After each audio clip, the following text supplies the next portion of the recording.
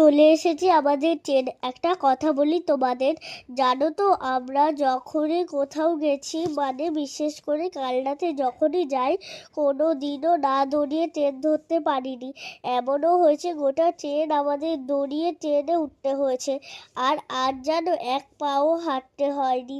আজকে যেখানে দাঁড়িয়েছিলাম সেখান থেকে ট্রেনে উঠতে পেরেছি। আসলে টিকিট করা থাকে, যার কারণে বগি খুঁজতে পেতেই 2 মিনিট লেগে যায়। ট্রেনে পা দিতে দিতেই ট্রেন ছেড়ে দেয়।